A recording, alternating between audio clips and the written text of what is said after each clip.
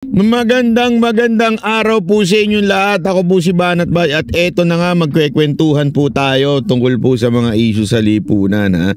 At eto, pag-usapan po natin ng mainit pa rin na pinag-uusapan yung tungkol ho kay Mayor Baste, na kung saan siya po ay tatanggalin sa pwesto, sususpindihin, at may mga nagtatanong nga na baka ipakulong pa daw. Yun ang sinasabi ng iba.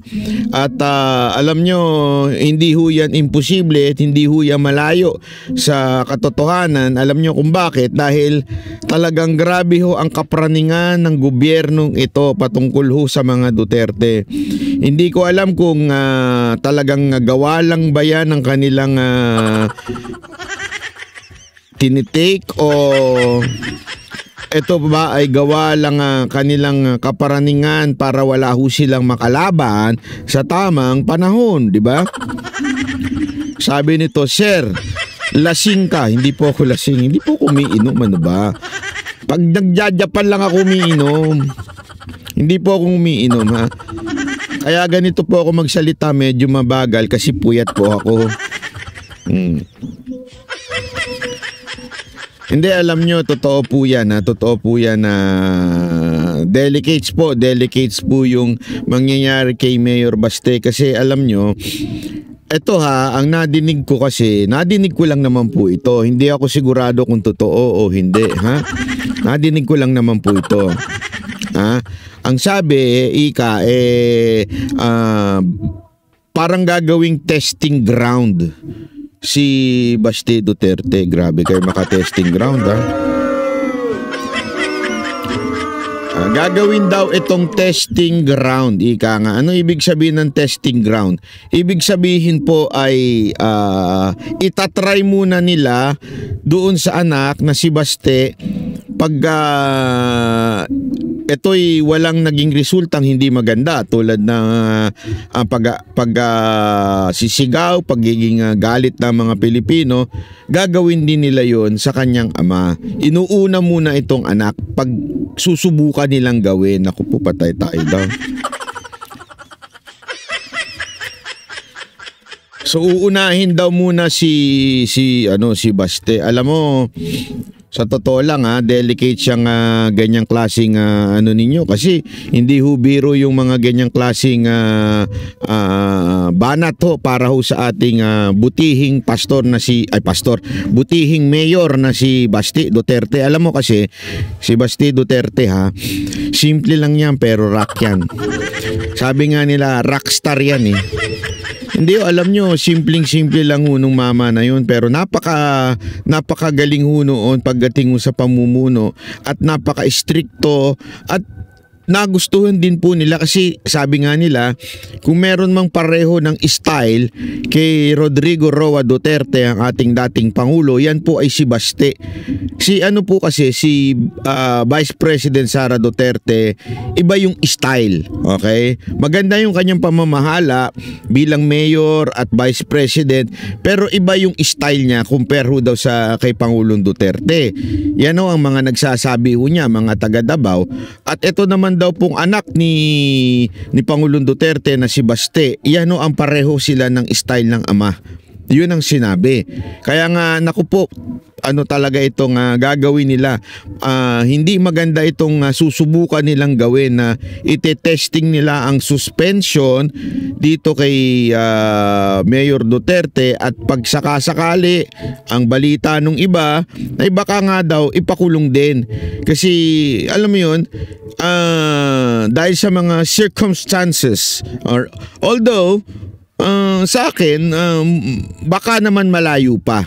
Okay? Baka malayo, pero hindi kasi natin alam eh. Medyo desperado bukas itong mga nasa kamera eh.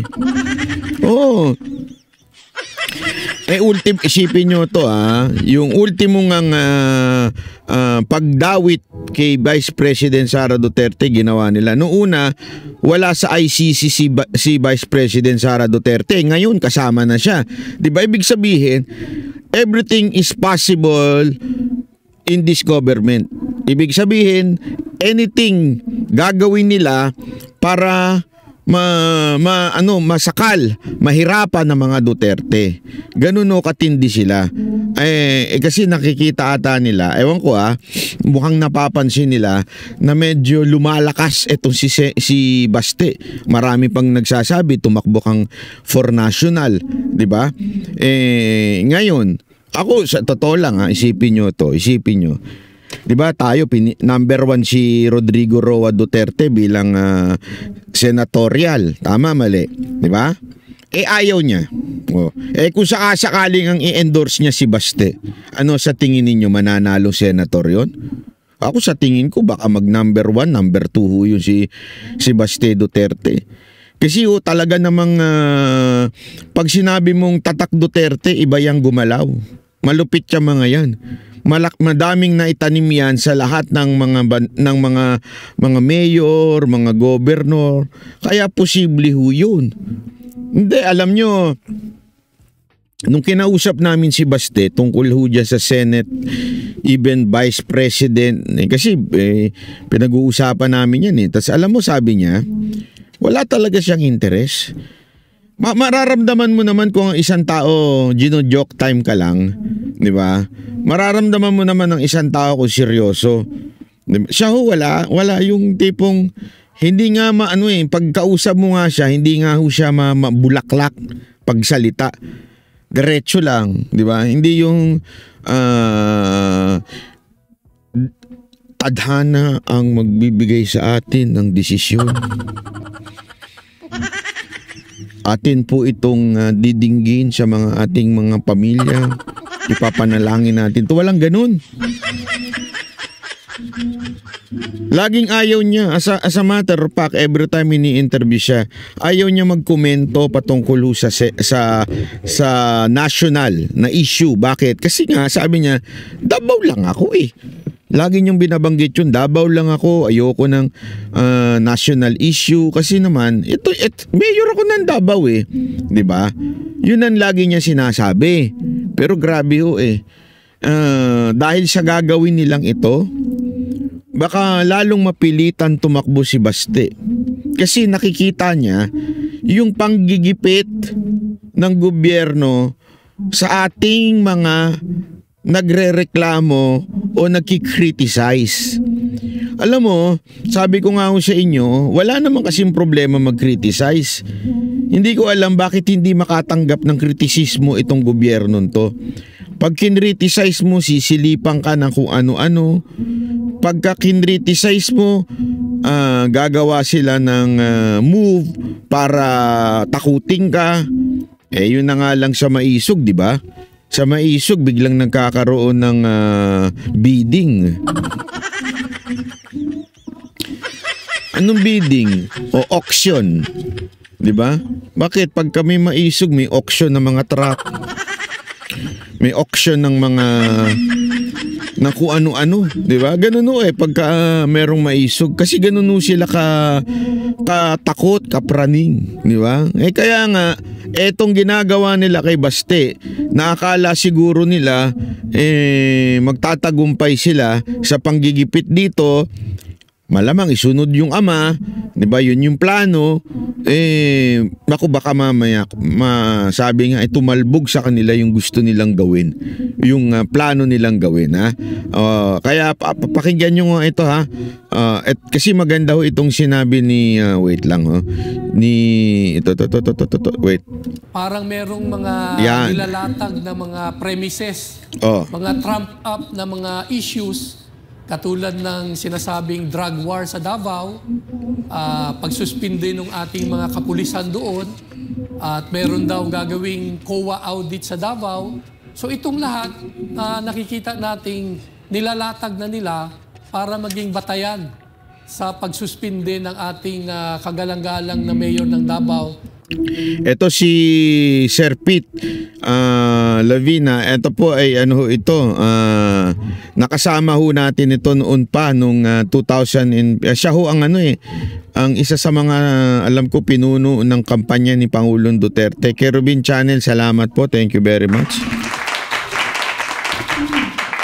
Salamat at pinaliwanag mo ang ating gabi sa madilim na gabi kasi ngayon maambon-ambon, umuulan-ulan. at least nagpaliwanag si Kerubin.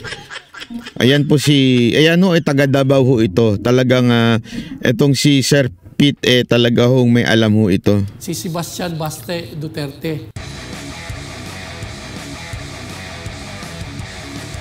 Sir Peter, dahil alam po, unang nagkilala kami ni Mr. Peter Lavinia, siya po'y konsehal ng Davao City. Yan. At ako'y naging abogado ng ilang mga konsehal ng Davao at ng mga may-ari ng resort para tutulan yung fundraising dati ng Aquino administration na napakamahal na paggagawang moderno ng Puerto sa Sasa. No? So, ano ba ho? Meron na ba ho talagang katunayan itong plano na isuspinde itong si Mayor Baste Duterte? Well, kahapon lang kami nakatanggap ng ganyang mga reports. Tayo ngay nababahala dahil ilang okasyon na parang merong mga nilalatag na mga premises, mga trump up na mga issues katulad ng sinasabing drug war sa Davao, pagsuspinde ng ating mga kapulisan doon, at meron daw gagawing COA audit sa Davao. So itong lahat nakikita nating nilalatag na nila para maging batayan sa pagsuspinde ng ating kagalang-galang na mayor ng Davao, si Gina Estrobar. Salamat po. Thank you very much. Sebastian Baste Duterte. Nangyari na ito, Spokes Hari, sa ilang mga LGU officials na wala namang basihan pero nasususpinde. No? Kaya nakakabahala itong pag-weaponize ng power ng government to suspend local officials. No, sana hindi ito matuloy at hadlangan na ng taong bayan itong mga pag-aabuso ng power ng ating gobyerno. Well, ito po kasi si Mayor Baste, siya po talaga yung parang tumatayong image model ng maisog. No? Para po sa mga Tagalog, ano ba ibig sabihin ng maisog at anong kinalaman ng pagiging image model ng muka ng maisog ni si Mayor Baste sa napaparating na suspension po ni Mayor Baste? Well, totoo yan. Nagiging hindi model rockstar. Yun saan siya pupunta na may mga maisog rally, hindi lang yung kanyang ama, Tatay Digong, ang nagiging rockstar, pati na si Baste, lalo na sa kabataan. Pagdududahan nga siya ng ating pamahalaan na tinatawag na destabilization daw itong mga paglulunsad ng mga maisog rally. Na sa katunayan, alam na alam ito na Spokes Hari, ito'y exercise lang ng ating karapatan, no? To peaceably assemble and express our grievances. Totoong maraming issues ang dapat iparating sa ating pamahalaan, lalo na sa ekonomiya, sa pag-aabuso nga dito sa ating civil liberties and human rights, at sa napipintong digmaan na talagang ginagawang proxy tayo sa labanan ng geopolitics ng malalaking bansa. So, itong mga rallies natin ay legitimate naman, legal, no? At mapayapa. So, walang dapat ikabahala ang ating pamahalaan. Pero ginagawang batayan nga na masuspend ang ating mga local officials na sumusuporta dito. Ano ba ibig sabihin uli ng maisog? Maisog is matapang. Oo, ano po yung rationale kung bakit umiikot tayo kasama? Yan, maganda ho ito maganda. Tanong bakit ba tayo nagmamaisog? Ano ba yung maisog na yan? Yan po ba ay para patalsikin ang pamahalaan na ito? Yan po bang maisog na yan? Para po sa manggulo?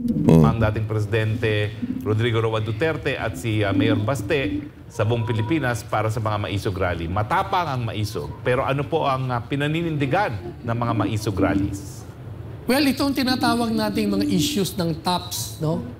Transparency sa ating governance, accountability ng ating public officials, ang peace and security na dahil nga sa tinutulak na digmaan dito sa South China Sea.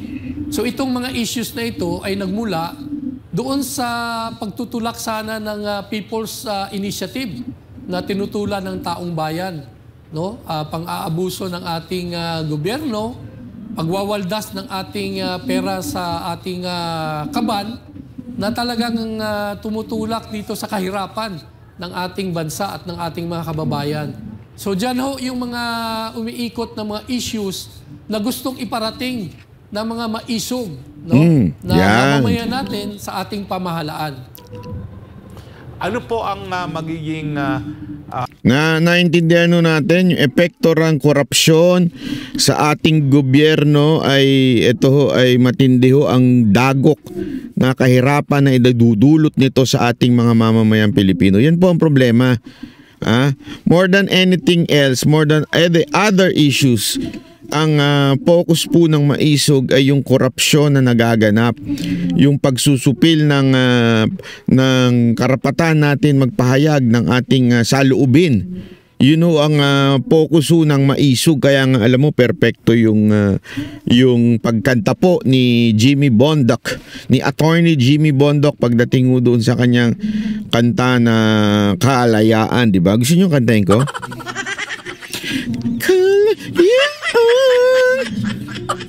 Hindi kasi totoo naman paano mo sabi, may ano nga doon may part doon sa lyrics na kung saan sinasabi niya, paano mo masasabing may kalayaan kung masusupil mo ito mga mabubuting tao, di ba? Totoo naman Paano mo masasabing may kalayaan kung yung mga nagnanais lang ng pagbabago, halimbawa si Mayor Baste, di ba? Ano ba ang kasalanan ni Mayor Baste? Saan ba nagsimula tong punyetang panggigipit nila kay Baste? Di ba? Alam niyo kung saan? Dahil si Mayor Baste ipinagpatuloy ang gera laban sa droga. Yan ang dahilan kung bakit ginigipit ang isang Mayor Baste Duterte. Dahil po yan sa paglalaban sa mga durugista. Anak ng tutsang kalabaw. Anak ng tutsang kalabaw. Bakit naman naging masama ang lumaban sa droga? Hindi, ako nagtatanong lang ako, bakit naging masama yun? Kailan pa naging masama lumaban sa mga drugista? Ang talino din nung mama Alam mo sabi niya? Dito siya sinilipan Sabi niya sa kanya, bakit mo inutusan yung mga pulis na patayin ito mga without due process? Alam mo sabi niya? Simpleng sinabi niya, inutusan ko ba? Sabi ko, papatayin ko kayo. Sinabi ko bang patayin mo sila? Sabi na papatayin ko kayo. Ako papatay sa inyo. Wala akong inutusan. Ba't nyo dinamay yung mga pulis? Bakit di nila patunayan kung may napatay ba si Mayor Baste? Tama, mali. Hindi, alam mo, itanong natin ito sa namumuno sa local government. Bakit po ba kayo init na init sa ulo ng isang Mayor Baste Duterte na kung saan pinupugsa at nilalabanan ng mga durugista? Bakit po? Mawawalan po ba kayo ng client? Kaya ayaw ninyong gawin ni Baste Duterte ang kanyang trabaho? Maubusan ba kayo ng client? O baka naman maubusan kayo ng distributor? Hindi, alam mo, sa totoo lang ito panuorin nyo yung mga tulad ng mga nangyari sa Mexico, yung 'di ba, yung mga narco state. Magugulat ka, tumakbo pa ng presidente yung pinaka-pinuno nila ng kartel. Hindi, si ano yun, 'di ba? Si anong pangalan no? Anong pangalan uli nun sa narcos? Si ano?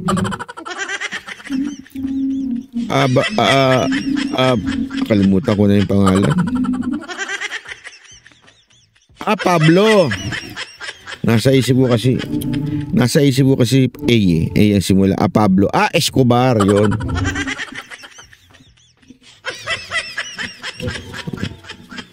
Hindi, di ba? O, tumakbo pa si Escobar na presidente. O, mantakin mo siya ang pinuno ng droga dyan sa lugar nila, tas tumakbo ang presidente. O, sa Colombia, yan, tama, mali. O, congressman siya, natatakbo siyang presidente, hindi lang siya nanalo. Napanood ko yun.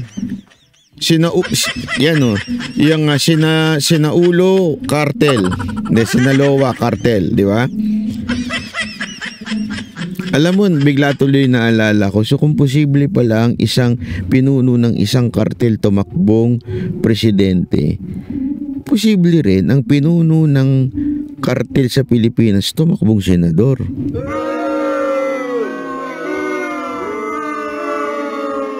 What you think? What you think?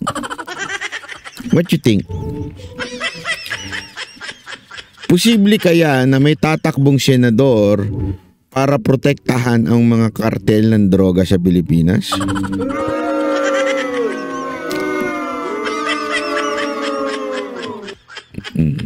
Posible kaya yun? O posible kaya na ang susunod na mamumuno sa Pilipinas ay nagpapatakbo ng kartel?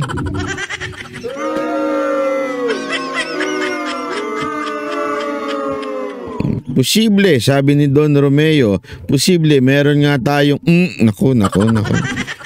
Basahin nyo na lang, mapapahamak ako dyan. O, diba? Nako, kaya delicates talaga. Di kasi alam mo, hindi ko magets Hindi ko talaga magets. Kung sino pa yung nakahuli ng maraming drogista, sila pa yung natanggal sa posisyon. Diba yung mga pulis, nirelieve sila? Ano yun? Anong klaseng meron bayan tayo? Anong klaseng gobyerno meron tayo? Merong isang mayor lumalaban sa droga, isususpinde. Yung mga pulis na ginampanan nila ang trabaho nila to protect and serve the people through, diba, through stopping these pushers and drug lords, sila pa ang natanggal sa posisyon, nailipat pa. Anong bayan meron tayo? Siguro tuwan-tuwa yung mga drug addict at saka yung mga drug pusher. Sabi nila, ang ganda ng pamahalaan natin ngayon.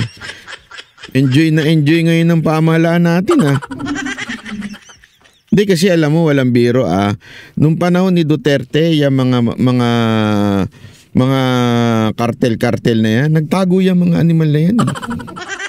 Dami kong kakilala na kulong Dami kong kilala, nabulok sa kulungan Meron pa akong kilala, wala na, nandun na, kasama na ng demonyo. Kasama na Hindi, kaya sa impyerno na. Ang dami, may mga kilala akong ganyan. Nung panahon ni Duterte. Ngayon, parang naglabasan sila, enjoy, nagpa-party. Mali. Ano sa tingin mo, Master Judea at saka Spencer?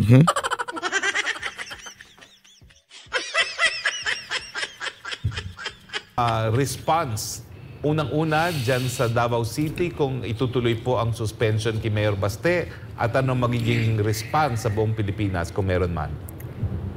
Well, matindi ang magiging response niyan sa personal na tingin ko. Magkakaroon talaga ng protesta yan ang mga taong bayan dahil very unfair and unjust ang magiging paraan na isususpend ang ating local government officials na wala namang batayan, no?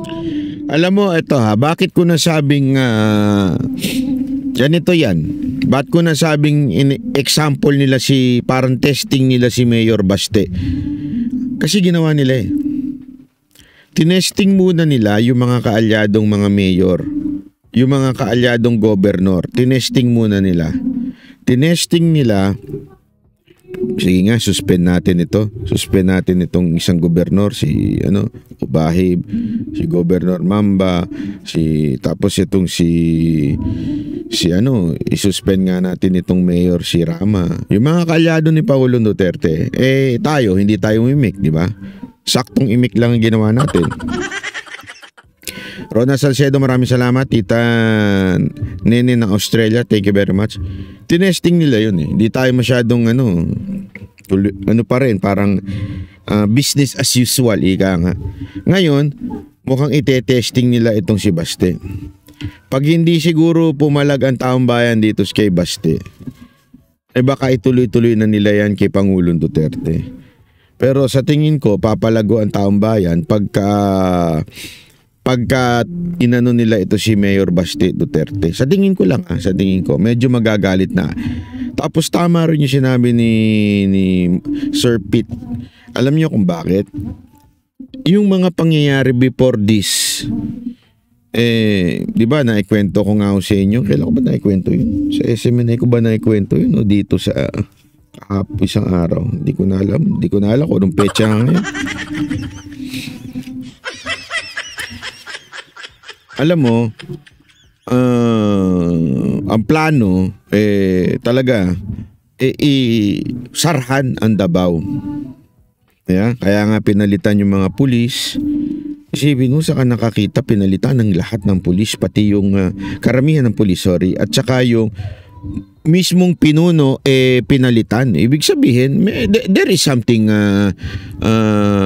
fishy doon, di ba? Pinalitan mo ba naman ang pinuno ng kapulisan doon? Tapos nagpadala ng SAP. Tapos may internal audit pa daw na nagaganap. Tapos yung narinig ko ang kwento doon sa official to sa airport, di ko na lang sasabihin, baka mamaya batanggal din siya doon. Sabi niya, alam mo, ikwento ko lang sa iyo pero matindi mga meeting namin these days, itong mga nakarang araw. Talagang the instruction is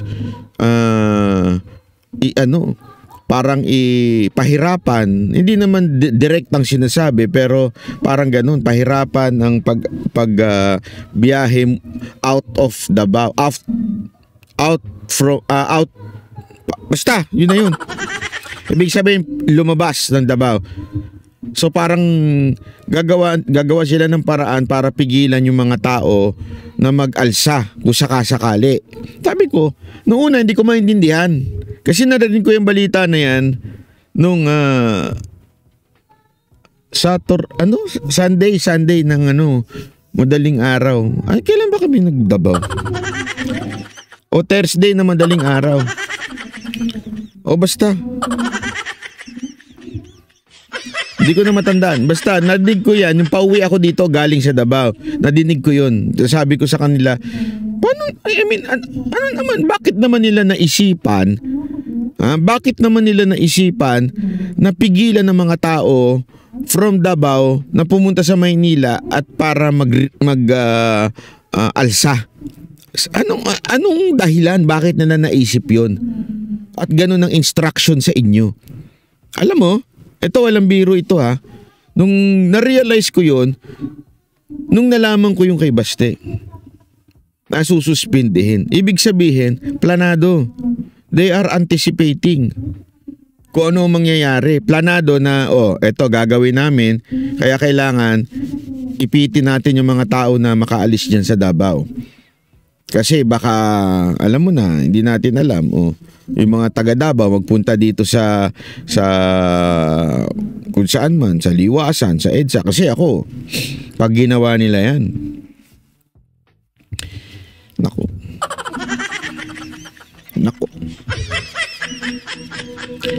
Pag ginawa talaga nila yan, naku. Ayoko na magsalita.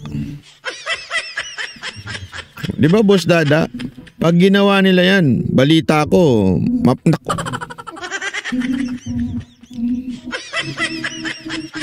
Ibalita ko na ba? Wag na nga lang.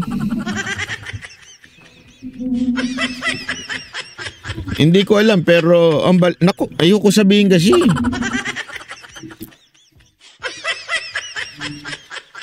Hindi kasi may sabi nung iba, pag ginawa yan, magkakaroon ng pangalawang liwasang Bonifacio o kaya Luneta. May nagsasuggest nga Hindi, meron ako narinig sabi, diretso na sa EDSA yan.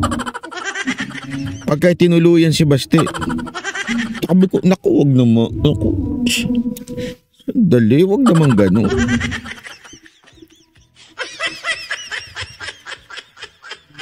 Wag mo sabihin yan. Sige na nga, wag ko na nga sabihin.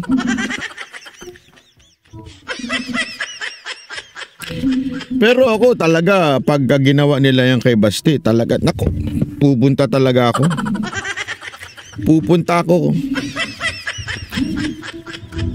Pupunta talaga ako ng Mega Mall. Dadaan ako sa EDSA. Patay tayo dyan. Hindi, walang biro pagka ginawa nila yan kasi hindi maganda. Pupunta talaga ako sa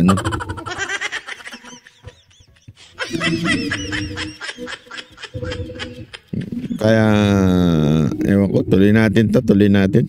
So, magkakaroon yan ng ripple effect, hindi lang sa Davao, malamang sa buong bansa dahil nga popular naman si Mayor Baste, no? At nakikita na natin yung pattern nga, parang isa-isa ang sinususpend ng mga local officials. So, malamang Smoksari, magkakaroon ito ng groundswell, no, ng protesta, hindi lang sa Davao at sa buong bansa, na mapaparating sa ating mga kinauukulan na yung kanilang mga style sa government. Tama si Madam Virginia. Pag nangyari yan, pupunta akong Japan. Doon ako magrarally. Dabo, Madam Virginia, pupunta sana ako bukas dun sa Maisog. Kaya lang, tinatanong kita kung pupunta ako. Di ka naman sumasagot.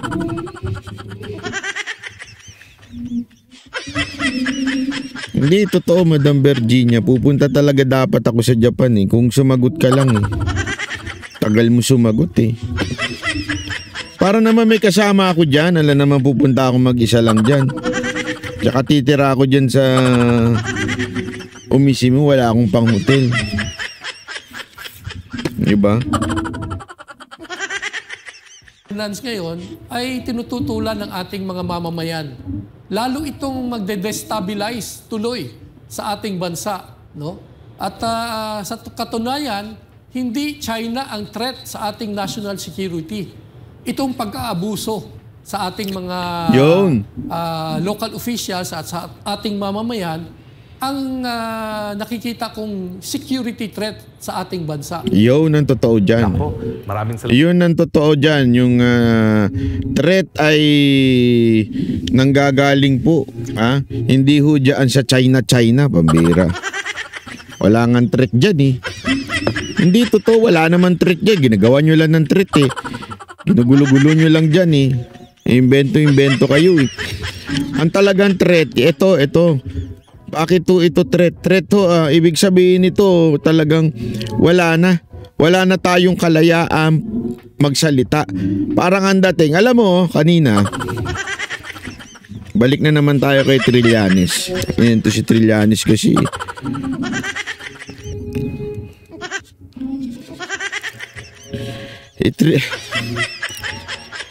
Si Trillanes kasi nagdemanda siya sa SMNI. Dinemanda niya mismo yung presidente ng SMNI for interviewing someone who is making a libel statement according to Trillanes. Etong si babae na di umano nagbibigay daw ng mga libelous statement.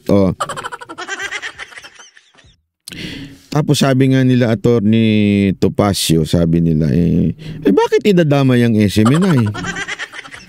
Nag-interview lang naman kayo. Hindi totoo. Alam mo kung bakit? Isa lang ang nare-realize nila Ibig sabihin, wag kayo mag-interview ng mag-a-against sa akin o di kaya sa gobyerno. Parang ganun ang datingan. Oh. Parang ganun na ang simbolo ngayon sa Pilipinas. O simbolo sa Pilipinas, pag magsasalita laban sa gobyerno, bawal.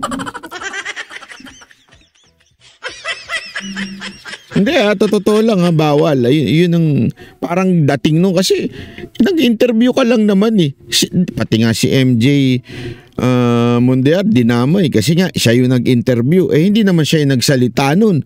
In-interview mo lang kunwari kung ano mang akusasyon nung ini-interview mo. Yun ang idemanda mo. Di ba? Kasi yun ang nagsabi. Ikaw bilang nag-i-interview ka lang.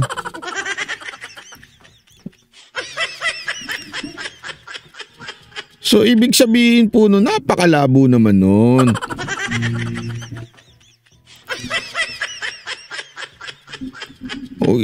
Ibig sabihin, ganun talaga ang gustong mangyari ng gobyernong to. Anyone na magsasalita laban sa gobyerno would be persecuted. Anyone who would give chance para sa mga tao magpahayag ng kanilang saloobin will be persecuted. O kaya nga ito si Mayor Baste, ganun ang dating. Pinipersecute siya ngayon para sinasabi, sige, subukan mo pang magsalita. Oh.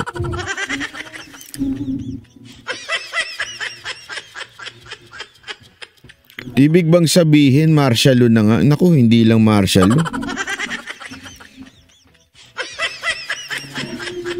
Alam mo, mas nakakatakot to sa martial law. Totoo lang. Kasi yung martial law, alam mo pa. Diba? Alam mo na meron. Pero yung silent martial law, hindi mo alam Mas nakakatakot yun. Halimbawa, diba, sa isang dagat, alam mong napanood niyo yung ano itong bagong sa Netflix, nagna-number 1 na movie. Panoorin mo, Boss Dada. Bibwisit ka sa ending. Yung merong pating nasa Paris, nandoon sa ang nga doon, ang masama doon kasi people were not expecting na magkakaroon ng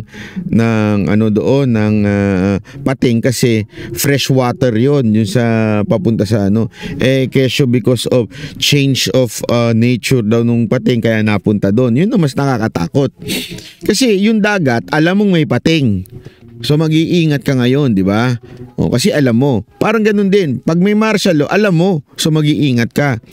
Pero ngayon, wala naman dinideclare na martial law. Pero bakit asal martial law ang ating gobyerno? Yun ang mas nakakatakot doon, di ba?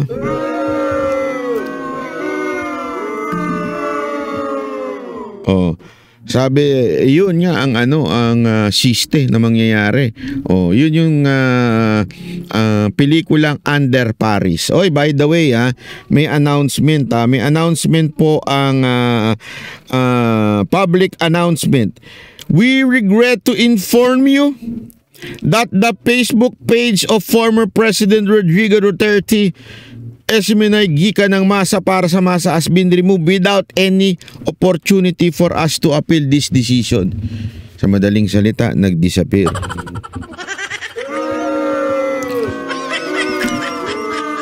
Walang pakundangang ginawa ng Facebook.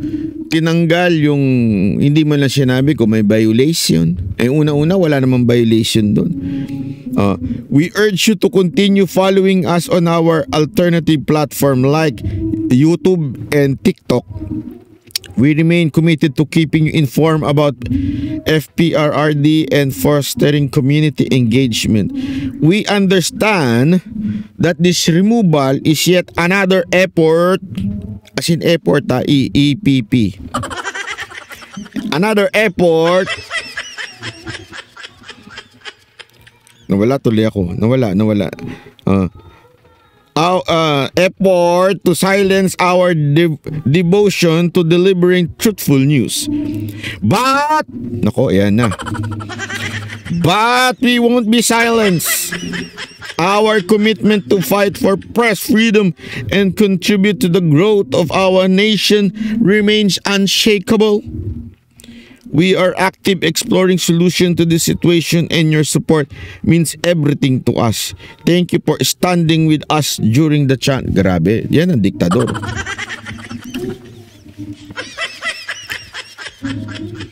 Yan ang diktador, di ba? Tinanggal talaga yung page ni Pangulong Duterte gikan sa masa. Oh, ay grabe.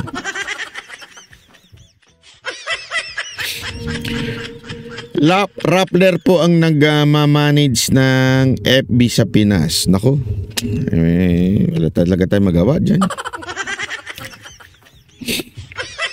Hindi ako, kaya nga ito sinasabi ko sa inyo eh. Better talaga magkaroon kayo ng YouTube. YouTube na. Kasi ang YouTube hindi mapakialaman. YouTube at saka TikTok. Follow nyo ako ha. Sa TikTok, Banat Bay. O, ha? Madali lang tandaan yun. Pag di nyo pa natandaan yun. Tama ba? TikTok ko Banat Bay. Kaya lang, dyan sa TikTok ko sa Banat Bay, hindi lang political yan. Banat Bay PH pala. Banat Bay PH ha. Dyan sa aking TikTok, Banat Bay PH. Ay, hindi lang po ako dyan politika. Meron pang pagbebenta dyan ng mga bentahan. Hindi lang banatan, may bentahan pa. TikTok affiliate po kasi ko eh. Kaya nagbebenta tayo ng ano binibenta mo? Pabango.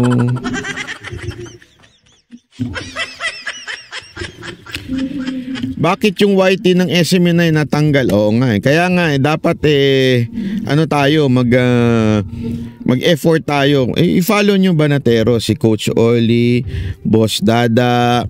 Ang ganda ng mga paliwanag niyan, si Master Judea, 'di ba? Si Spencer. I-follow nyo yung mga lehitimong vlogger na hindi mahilig mag-imbento. Wala tayong pinapangalanan ha, wala tayong pinariringgan. Sinasabi ko lang, itong mga vlogger ng Banatero, siguro, ako kasi I am dedicated to make sure the Banateros will bring you real news, will bring you not sensationalized news, facts, at hindi chismis. Hindi, ayun po, kaya tandaan nyo, yung yan ang sinisigurado ko kasi ayoko magkaroon ng kasamang ulupong.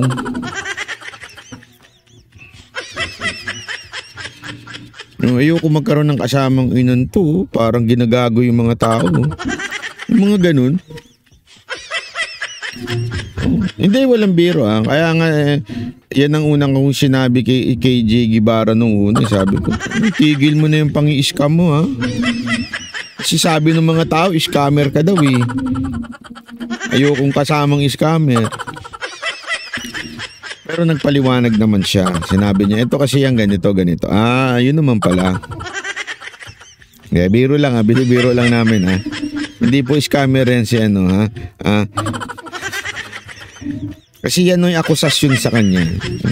Alam mo naman tayo, may kanya-kanya tayong akusasyon sa Diba ako nga, inaakusahan akong may anak na daw ako pero bayot daw ako. Ano ba talaga?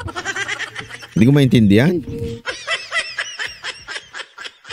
Hindi ko maintindihan talaga yung akusasyon ng mga tangang mga ensimada vlogger eh.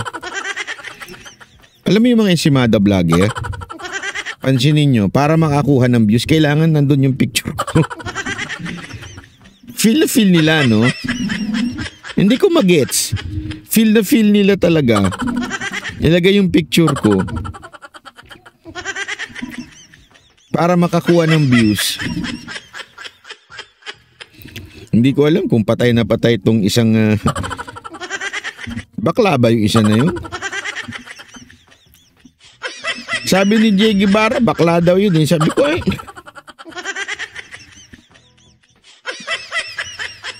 yung nagpapanggap na babae pero bakla naman pala. Ewan ko kung sino yun. Pakinggan nyo ito maganda ito. Tingnan ninyo. Ang ganda ng punto dito nung isa nating kababayan. Isang OFW mula sa Ukraine ang nagbahagi ng kanyang mga karanasan sa patuloy o nagpapatuloy ngayon na Ukraine-Russia war. Si MJ Mondihar sa report. MJ? Nila yung gira, basta ganun lang ba? Tapos sabihin nila, tinutulungan tayo ng Amerika, ganyan. Taas sila ng kamay, ganyan, nagmamalaki. Hindi nila alam kung paano yung gira. Sa panayam sa SMNI ay kinumento ng kababayan nating si Ray ang kalunos-lunos sa sitwasyon ng mga nadadamay ngayon sa Ukraine-Russia war. Nasa Denmark na ngayon ang pamilya ni Ray at wala na si Ukraine. Kwento niya, nagimbal silang lahat ng atakihin ng Russia ang Ukraine Pebrero ng 2022. Hindi man ini-expect ng mga citizen doon na magkakagera dahil walang abiso din ang gobyerno. Kaya nabigla na lang na ang mga tao na ganun na ang nangyari. Anya, madaming problema ngayon sa Ukraine mula sa kahirapan, kawalan ng supply ng pagkain, lalo na ng kuryente. Damay dyan na nasa 10 Pilipino ang kilala niya na nasa Ukraine pa rin hanggang ngayon. Hindi raw makaalis dahil may mga pamilya. Yung iba, ayaw talaga magbukas ng kuryente at yung iba, walang kuryente. Yun ang inaalala nila ngayon. Sa ngayong panahon na to. Sa winter, anong mangyayari? Amerika ang number 1 military ally ng Ukraine at dahilan kung bakit malakas ang loob nito makipaggera sa Russia. Pero sa kwento ng mga kakilala ni Ray na naipit ngayon sa digmaan, palyado raw ang mga armas na binigay ng Amerika. Grabe tingnan naman yun. Ukraine ngayon. Palyado. Paano nila madipindihan dahil nga ang problema ngayon din sa Ukraine ganito, binigyan sila ng mga ammunition, pero yung mga ammunition na yung mga second hand ngayon nasa field. Ang ginagawa nila, kinukuha nila kung ano yung magagamit, kung gulong kunin nila, tapos yung battery kunin nila, i-assemble nila ngayon. Samantala, wala namang nakikitang matinong dahilan si dating Philippine Ambassador to Greece and Cyprus na si Rigoberto Tiglao sa pagbisita kamakailan ni Ukrainian President Volodymyr Zelensky sa Pilipinas. Sa Tiglao, parehong puppet ng US ang Pilipinas at Ukraine kaya nagtungo dito sa Pinas si Zelensky. Di ni Tiglao, alam mo, kaya maganda talaga manood sa SMNI kasi dito natin nadidinig. Kasi alam mo, yung mga Ukraine yan. Iba yung pag nagsalita foreign relation expert, maaring, hindi ko naman sinasabi na they do not know what's happening, ha? But, siyempre, hindi naman sila nakaranas nung nangyari talaga doon, di ba? Tapos yung mga vlogger ng Ensimada, akala mo kung sinong mga nagmamagaling. Hindi, kasi ganito yan, tuwan-tuwa pa sila na isang war hero ang dumalaw sa ating, meron pa nga doon, barado Sabi, isang world leader ang talagang gustong ma-meet si PBBM. Pinagtawanan no, sa Twitter yan sa totoo, huwag natin silang tanungin. Ang tanungin natin yung mga kababayan natin na naandoon. 'Di ba? Yung mga kababayan po natin na nagsasabing ano ba ang nangyari nung sila po ay binomba sa Russia. 'Di ba? Isang ang sinabi nito, napanood ko kasi yung mahabang interview nito. Isa sinabi niya, they were not expecting. Para bagang ang dating sa kanila, hindi mangyayari yan, imposible yan, magkaibigan, alam mo yun, Russia at saka Ukraine, malabo yan, yung bali-balita lang yan, tinatawag na rumors of war, diba? Parang ganyan ang datingan, wala, hindi totoo yan. Ganyan din ang ating nararamdaman ngayon, 'di ba? Na parang gero sa China, wala, mongering lang yan, mongering lang kayo. 'Di ba? Mahilig lang kayo mag-finger moring-giring yan. Totoo pinipir nyo lang, tinatakot nyo lang mga Pilipino na magkagira-gira, pero di naman magkagira yan, 'di ba? Tinatakot nyo lang. Yan din ang nararamdaman ng mga Pilipinong naandun dati before the war of Russia and Ukraine. But eventually, nung nangyari na, wala na ho silang masabi. Diba? Wala na ho silang masabi. Talaga nga namang, na sila, parang, is this happening? Parang gano'n na ho Amerika, napagtagpuin ng dalawang lider na anya'y binubuli bilang optics o propaganda. Ang Ukraine bilang binubuli ng Russia, habang ang Pilipinas naman ng China. Kaya kung mangyayari yan dun sa Pilipinas, akala ng ibang tao yung gira basta ganun lang. Hindi nila alam kung ilan ng taong nang namatay. Lalong-lalo na tayo, anong kalaban-laban din natin para talaga tayong Ukraine. Magiging pangalawang Ukraine tayo sa Asia kung yun ang mangyayari. Sa huli, Yun nga mahirap no? Why are we idolizing such president na ito si di ba? Gusto pa talaga natin maging Ukraine tayo? Hindi ko mag-gets di ba? Ay nako, sabi nga ng iba dito ito. Ayun. Yun nga daw sa ito sabi nitong ating follower dito na malupit, si Alexa G. Ako, experience ko yan dito sa Russia. Araw-araw New Year at takot pero kapit lang para sa pamilya. Oo, kasi hindi ko nga ma-imagine pag Pilipinas nagkabombahan, anak ng tutsang kalabaw. Isipin mo yun, pag binomba ang Pilipinas ng malupit na malupit. Saan tayo pupulutin nun? Hindi, ako nagtatanong lang ako mga kababayan. Akala kasi nila yung dating gera na barilan lang, ganun. Sumpak. Yung ganun, yung stick, ano bang tawag dun sa stick na yun? O kaya yung sumbat, yung ganun. Ano bang tawag dun, yung panaksak ni Lapu-Lapu? Hindi nila alam, iba ang pag sinabi mong gera ngayon, iba. 'Di ba? Talagang yung grab, 'di ba nakita niyo naman yun. Buti nga nahaharang Sa atin meron tayong pangharang. Meron ba tayong pangharang? Arnis, oo, yun. Arnis, sumpak. Di, nakakatakot talaga. Ako talaga, pag ako nagkagera sa Pilipinas, punta ako ng Davao. Paga naman si Ray sa pamahalaan na huwag magpadala sa mga pag-uudyok ng Amerika na magkapaggera ang Pilipinas kontra China. At magsilbi sana ng aral ang sinapit ngayon ng Ukraine na hanggang sa ngayon ay biktima pa rin ng hindi mahinto-hintong putukan. Kaya hindi nga dapat na ipaliwanag, tingnan na lang nilang sitwasyon doon sa Ukraine. Kung ilan na ang tao ang namatay, ilang na ang mga magulang nahiwalay sa kanilang mga anak, yun nahiwalay sa kanilang mga asawa. Yun. Ilan na ang mga namatay din na mga bata, mga matatanda, walang pag-asa.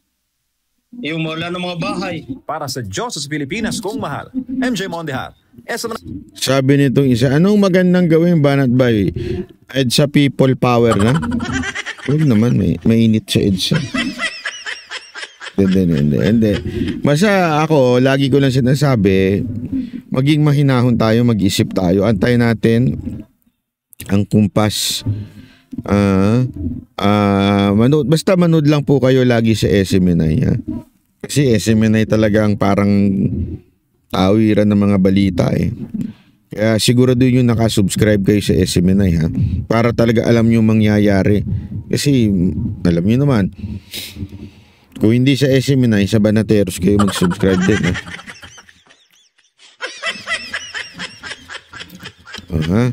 Wag mo ng EDSA kasi mainit, sabi. Tsaka traffic. Tuloy. Ito naman, ha. Ibang issue naman tayo, ha. Ito. Kasi ginawang issue din ito, Malaking issue ngayon ang sinabi ng dating Health Secretary noong panahon ni dating Pangulong Rodrigo Duterte na inutusan daw siyang maglipat na mahigit 47 bilyong pisong pondo mula sa Department of Health papunta sa Department of Budget and Management. Ang kabuang detalye sa report ni Sara Santos. Ito namang Solgen, ito na naman, may inis na naman sa akin to. Napanood ko ng isang araw, sinasabi Solgen, hindi naman commonly sa mga face mask, sa mga face shields, kaya hindi po pwede yun. Yun lang ang pinapayagan. Naman you're not using your common sense, my friend. Commonly used noon yun. Pandemic Alam nyo, pag hindi normal ang sitwasyon, hindi tayo po pwedeng pagalawin ang normal na prosedimento o protocols. Kailangan iba ang gagamitin natin. Giit ni dating Chief Presidential Legal Counsel Attorney Salvador Panelo, regular at naaayon sa batas ang ginawang paglilipat ng mahigit sa 40 bilyong pisong pondo mula sa Department of Health o DOH patungo sa Department of Budget and Management o DBM noong Duterte administration. Matatandaan na noong Lunes, Hunyo at 3, nagkaroon ng House Committee on Appropriations Oversight Hearing sa budget performance ng DOH at PhilHealth noong kasagsagan ng COVID-19 pandemic. Isa sa mga pinag-initan sa pagdinig ay yung sinabi ni dating Health Secretary Francisco Duque III na ang paglipat ng nasabing pondo ay iniutos ni dating Pangulong Rodrigo Duterte. Nilinaw ni Attorney Panelo na kinailangan itong gawin noong panahong yon upang maiwasan muna ang bidding process bago pa makakuha ng kinakailangang medical equipment tulad na lang ng face masks, face shields at iba pang personal protective equipment o PPEs. Kung sinunod ang regular bidding process ay naantala sana ang agarang pagtugon sa COVID-19 pandemic na nakaapekto sa buong mundo. Kung nagkataon, mas marami pa sana ang bilang ng mga namatay sa Pilipinas kung hindi agad kumilos ang Duterte administration. Dagdag pa nga ni Panelo, nakipagpaligsahan pa daw ang Pilipinas sa ibang bansa para lang makakuha ng PPEs. Noong panahon na yun halos wala tayong makuhang mask. Correct. Kasi inunahan na tayo ng mga malalaking bansa na may malalaking pera. Kinuha na nila lahat. Tayo hirap na hirap. Pati nga bakuna di ba? Grabe ha. Hindi, alam mo, importante yan yung sinabi ni Mocha Uson dito. Totoo nga ang sinabi ni BP na sinisira daw ang kanyang pamilya. Sinabi ni BP yan kay Mocha mismo nung nagka-text sila. Tama ba? Okay lang ba sabihin ko? Ay, wag ko na nga sabihin yun. Anyway, yun nung sinabi ni BP Sara kay Mocha, sabi, alam mo, sinisiraan talaga yung pamilya namin. Dito, walang issue dito Isipin mo yan walang issue dito. Masyadong sinasalsal ng media. Na kesyo, that's abnormal. Ika nga. Abnormal daw yung paglipat ng funds from DBM to DOH. Eto, mga kababayan, ang tanong ko, normal po ba nung panahon na yan? Gusto kong tuktukan yung mga ensimada vlogger na katatanga-tanga. Nung panahon na yan, hindi ho normal. Hindi po normal ang sitwasyon. Tandaan ninyo, di ba isipin nyo, kailan nyo ho ba na marirealize sa tanan ng buhay ninyo na mag-aagawan ng alcohol sa Pilipinas? Mantakin mo alcohol, hoarding yun. Ginawa sa Pilipinas yun. Nagkagulatan nun. Even mask. Sa tingin nyo, tayo ba ay country that wears mask? Hindi. Ang mga nagmamaskara lang dito, yung mga nasa TikTok. Kumasayaw ng kung ganun. Bakit nakamaskara? Kasi puro filter Hindi, joke lang Baka babanatan na naman ako. Favorite ko yung kanta na yun Baka sabihin ng iba, binabanatan ko yung Hindi, favorite ko yun. Diba? Totoo naman hindi tayo sanay sa mask. Kaya nga, grabe ho yung utos ni Pangulong Duterte. Napanood ko uli yung video na yun, inutusan niya, sinabihan niya si Duque, oy, do everything for us to get PPE. Ito kasi PPE, tandaan ninyo, naubos din yan. Kawawa ho yung mga nurse natin, mga medical personnel natin, wala ho silang ginagamit. Kaya nga sabi, do everything to purchase. Huwag ka na magbidding kasi nga meron namang Bayanihan Act na at that time it was pandemic. Pwede niyang hindi na magbidding. Diba? Kaya nga nilipat lahat yung budget para dire-diretso na mabilis. Sabi nga ni Duterte, bilisan yan Huwag nang patagalin.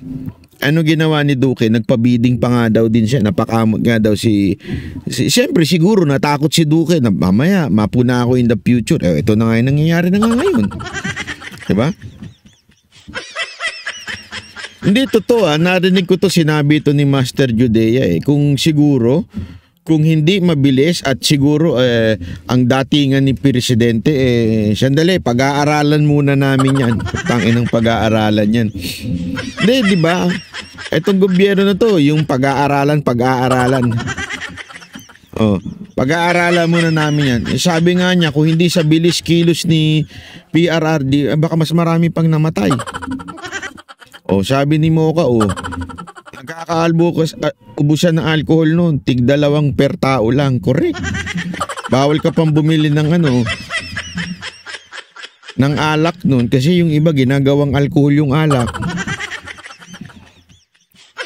Hindi ako nagbibiro There was a time na yung alcohol, yung alak sa gusto na nila rin bumili para yun na lang panghugas nila. Grabe. Ganong katindi. Pero dahil nga ang bilis kumilos ni Duterte, sabi niya gawin niyo na lahat para magkaroon ng mask, PPE, even kasi may nagsabi pa bakit daw ang mahal nung RT-PCR test nung panahon na yun. Gago pala kayo Wala pa tayong laboratory noon.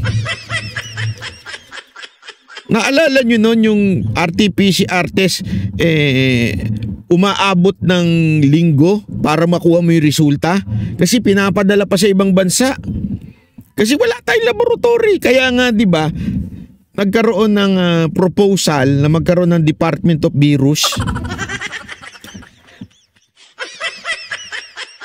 It's because no one is prepared nung pandemya.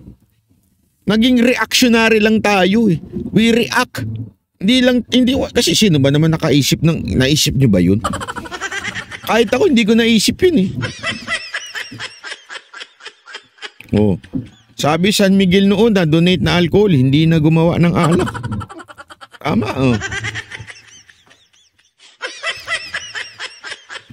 tama, sabi ni Boss Dada, di ba si Ramon Ang yung nagpagawa ng alak, ginawa na lang alcohol daw. Correct yun. Ganong katindi. Saka makakakita. As in, para tayong ghost town nun. Walang lumalabas. Talagang nakatago. Wala. Abnormal yung sitwasyon nun. Anong gusto ninyo? Bidding muna tayo. Pasok muna kayo lahat. Wala nga pasok Bawal nga pumunta sa opisina mga government. Kahit nga government official, limited lang yung pwedeng pumasok gusto nyo pa magka-bidding nun? Itong mga lahat ng stranded na OFW seafarers dinadala ng food sa accommodation nila dito sa Pinas during lockdown. 7,000 sila dinadala ng food 3 times a day. Ayan Eto, real info ito. Bakit? Si Mocha ito Alam ni Mocha ito dahil siya yung nagdadala. 7,000 plus. Times 3. Times 7. Times 3 months. Utos ni PRRD yan. Yan ang utos ni PRRD mismo kay Mocha Usuno. Naalala ko yun. Kasi at that time, nagpapahanap sa akin si Mocha ng pagkain kung para dadalhin doon sa mga wala kasi mga restaurant. At kung meron man, yung manpower ng restaurant, limited. Hindi kaya. Talagang, alam mo, ang mahal ng pagkain noon. Pero sabi ni Perdi, hindi na importante kung mahal. Ang importante mabuhay. Kasi, pag ikaw ba nasa emergency na, sandali. Mahal yung band-aid na yan. Kunwari ikaw, nasugatan ka, di ba? Yung talagang tumatagas na yung dugo mo. Sandali, mahal yan. Mahal yung band-aid na yan. Hanap tayo na mas mura, buta tayong Divisoria. Siyempre kung ano yung nandyan, kahit imported pa yan, kahit mamahalin yan, emergency na bibilin mo na yun. Nung pandemya ganun. Ultimong pagkain ng mga OFW, di ba? Yun yan personal yung ginawa ni Mocha yan. Alam niya yan. At sa totoo lang, magkano, alam ko, nakikwento niya sa akin 2 milyon ang ginagastos per day. Pagkain lang ng OFW. Pero kita nyo yung mga OFW natin, tuwan-tuwa yun. Tuwan-tuwa sila kasi talagang inalagaan sila. Personal na hinahatid ni Mocha yung mga pagkain sa kanila. Nakakita na sila ng artista. Nakakain pa sila. Oh, tama, mali. Oh. Dito sa Japan yung alcohol, dito may alak, nagkabusan din. No? Hindi nga lang sa Yan nga hindi ko, eto ha, may nakita pa akong comment sabi, tanginan to mga congressman na to. Hindi, meron ako nakitang comment, sabi, ang kakapal ng mukha, parang hindi nyo alam yung nangyari nung panahon na yun na talagang nagkakaroon ng problema. Kayo nga mga unang nang ubos nung mga mas, kayo unang nag-priority, kumuha kayo ng kumuha, mga animal kayo. 'Di ba? Oh, kasi nga alam natin na ito ay isang imbento na naman para alam mo yurakan ang pagkatao ng mga Duterte na isipin ng tao, naku, corruption yan, corruption. Hindi naman tanga mga Pilipino. Kaya ang nangyari, para makakuha ka, ubod ng mahal na ng presyo. Oh, kaya yung duda ko dun sinasabi nilang may anomalya sa presyo, baka bumagsak sila ron. Kasi yung presyo na sinasabi nilang napakamahal, iyon ang presyo ng kasagsagan ng walang mga protective personal equipment na tinatawag face mask and face shields. At sangayon doon sa investigasyon, alam mo, may politika rin yung Blue Ribbon Committee. Walang galing na sa Indika. Kasi, ang sinasabi nilang presyo, nung lumuwag na yung supply ng mga items. So pag lumuwag na, meron ng supply, mura na.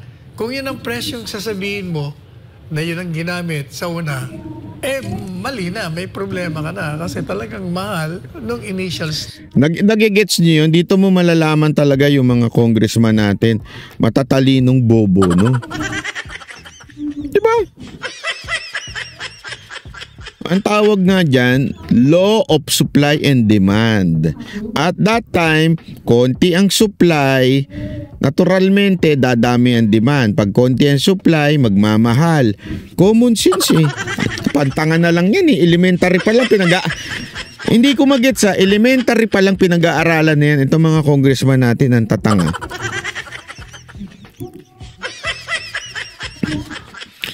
Hindi, alam mo, minsan talaga gusto ko nang tawaging tanga yung mga congressman natin. Simple mathematics lang yan di ba? O pagka konti ang demand, maraming supply, ano mangyayari? Mababa ang presyo. Tama, mali? O, di ba? Pero kung marami ang demand, konti ang supply, magmamahal. O, kasi sinasabi nila ngayon, bakit ngayon ganito na ang presyo? Bakit noon ganun daw ang presyo? Bakit ang mahal ang kuha nyo noon? Putang inang katangahan yan, ano? Sorry pero ay nako, pwede mong pagbintangan ng mga Duterte na matapang, mamamatay tao, mahigpit na nanggugupi and the likes, but not corruption. Hindi sila yan. Oo nga eh. Gusto mo ba ikwento ko, Boss Dada, yung abogadong nagpunta doon sa opisina ni Mayor Baste at nilalagyan, may daladalang bag?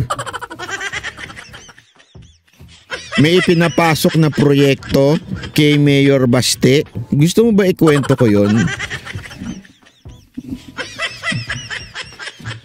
Gusto mo? May daladala daw. Wag ko na nga ikwento. Pero to, first-hand information ito first-hand information. Kinwento ito mismo kay Boss Dada. Ito daw isang abogado.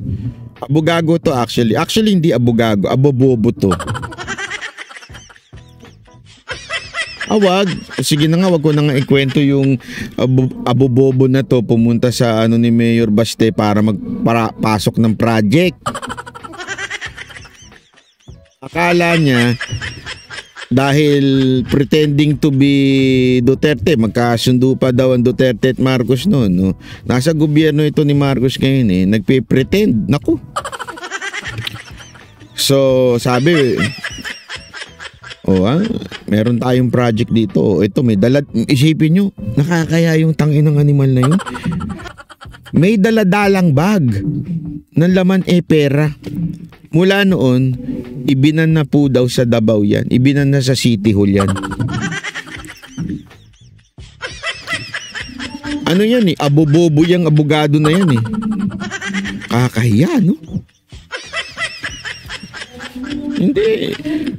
Kasi yan ang isang bagay na hindi, sabi nga ni tama si Boss Dada, imbintang nyo na lahat sa mga Duterte, babaero, matapang, nanggugulpe, mamamatay tao, pero ang magnakaw at maging kurap, malabo po yan. Hindi nyo makukurap ang mga Duterte.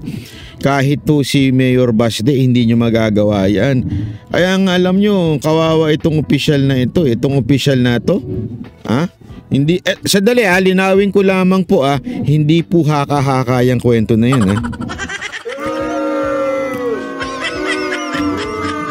Hindi po haka-haka yung kwento na yan, totoo. 50 million ng dala-dala.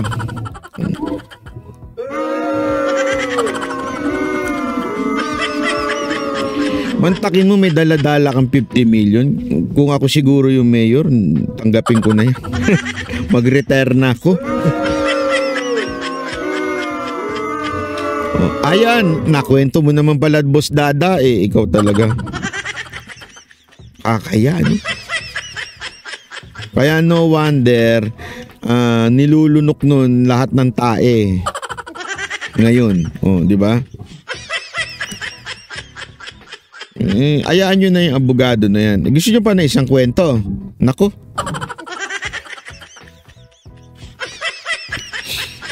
Meron akong ikikwento. Ito, nabasa ko mismo yung text.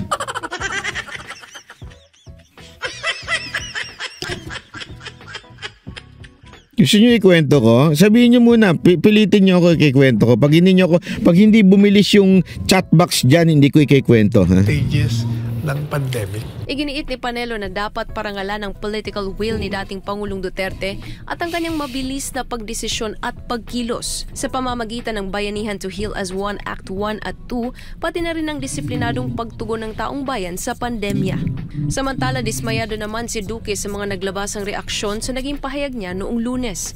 Giit niya, regrettably taken out of context daw ang sinabi niya patungkol kay Duterte.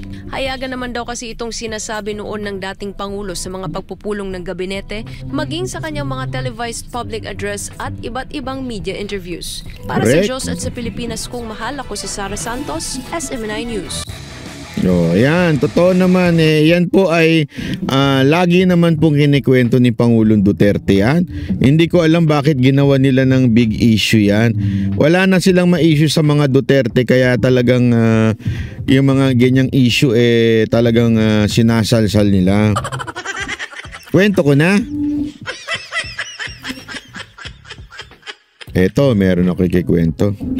Kasi biglang naalala ko, meron kasing nakita akong pinadala na group chat, sa group chat.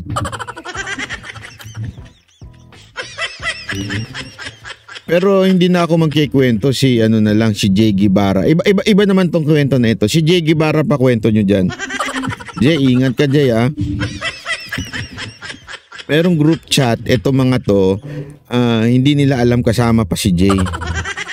Spy. May instruction. Sabi ni isang opisyal, pinuno ng isang division, isang departamento, sabi, eto, ninyo para kay kay Budanding. Yan, Budanding na lang tawag ko sa kanya. Sabi ni Budanding, nyo to, i-content nyo to, para makuha nyo na yung 30,000 yung a month. Nakita ko yun. Tapos may mga pangalan ng vlogger. Ay, grabe.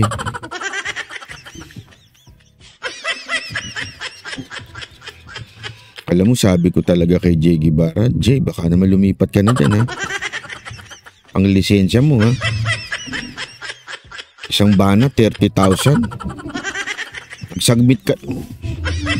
Mag-submit kaya tayo ng video natin dun, Boss Dada.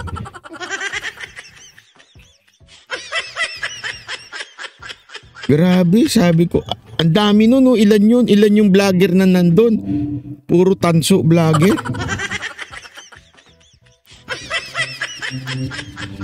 Ang lupit. Ang lupit talaga. Nako. Anyway, naalala ko yun. Okay, naalala ko yun. Kaya sabi ko, pero hindi ko i-content yun. Bahala na si Jay Guevara mag-content at magsabi doon.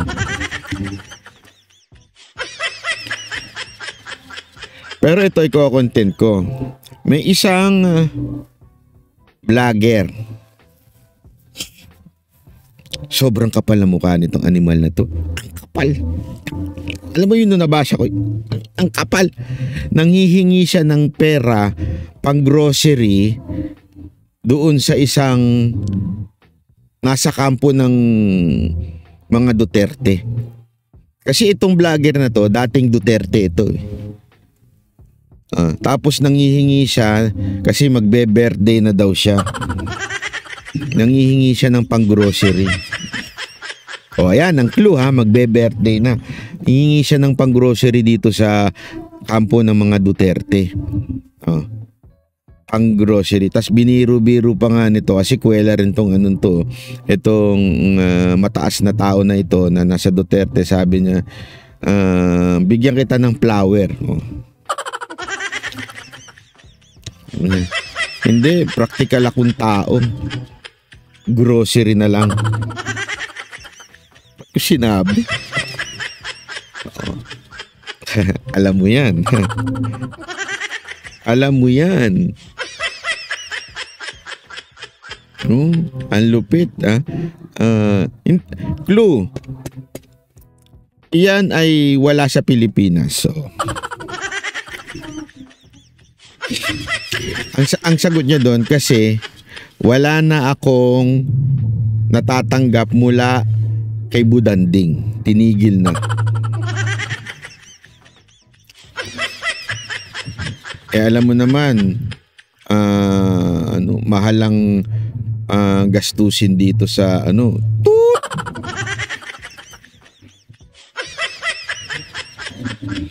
Noong una, sabi, hindi talaga ako makapaniwala. Sabi ko, totoo ba yan? Kasi ang kapal naman ng mukha niyan. Alam mo, tinawag pa niya ako, halika.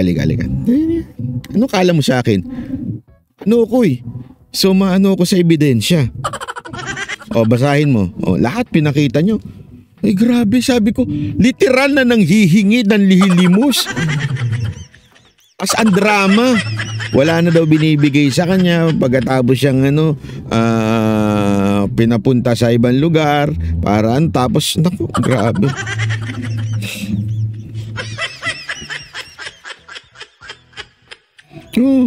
Alam mo nung nakita ko yun, wala, kapal na ng mukha nito. Sa bagay, nung dati naman nandito yan, makapal na talaga mukha niyan. Naningil nga ng 300,000 yan eh. Monthly kay sa isang senador eh. Yung isang senador na yun, napakamot ng ulo. Monthly kasi hinihingi eh. Tapos, ayoko na magsalita.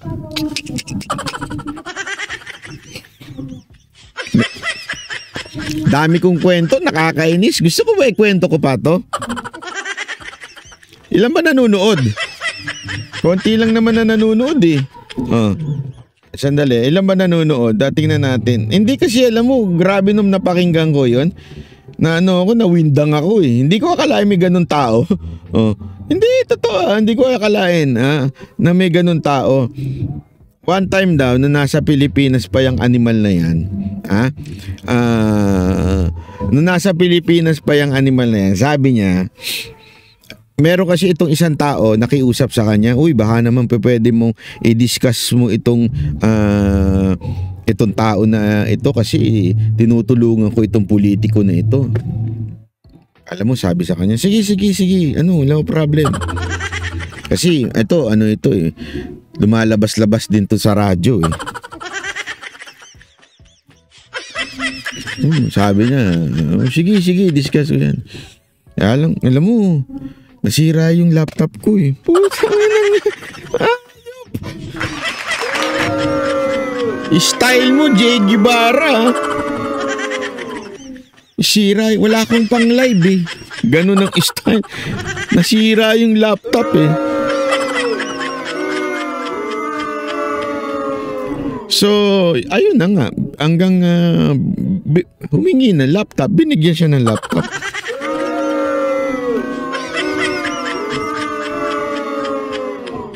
Grabe, sabi ko, ang grabe.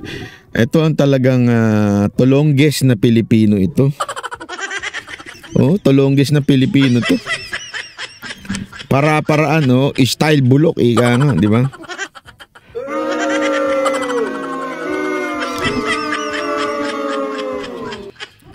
Alam mo, dinaig niya pa yung mga mga babaeng makabudol ng mga kalalakihan, ha. Oh, grabe.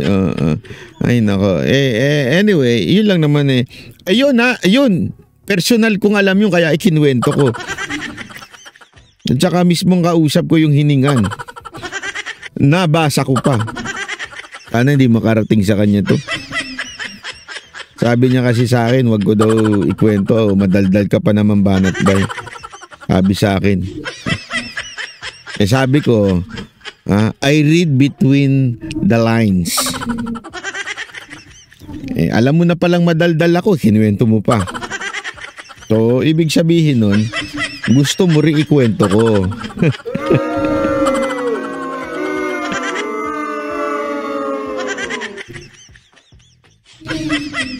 Ay nako. Anyway, ito.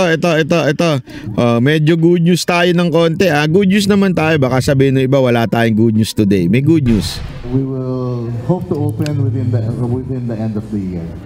Disyembre ngayong taon, inaasahang mabubuksan na sa publiko ang 5 istasyon ng LRT1 Cavite Extension ayon sa Department of Transportation. Kasama sa mga istasyon na magkakaroon ng partial operation ay ang Redemptoris, MIA, Asia World na nakakonekta sa PITX, Ninoy Aquino at Dr. Santos sa Parañaque.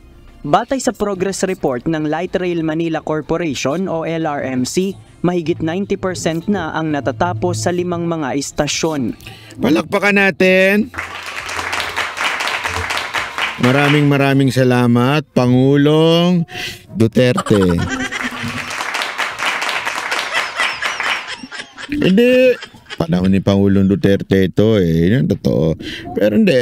Pero salamat na rin PBBM dahil pinagpatuloy ninyo.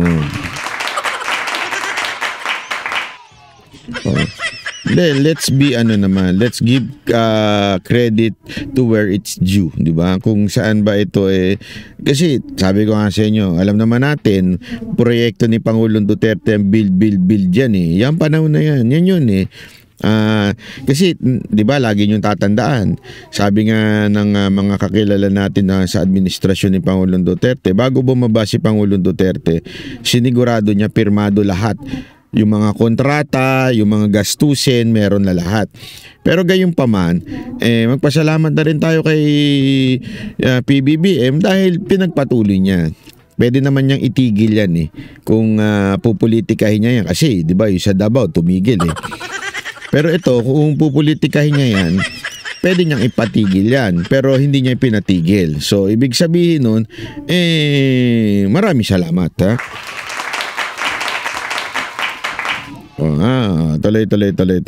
Tuloy.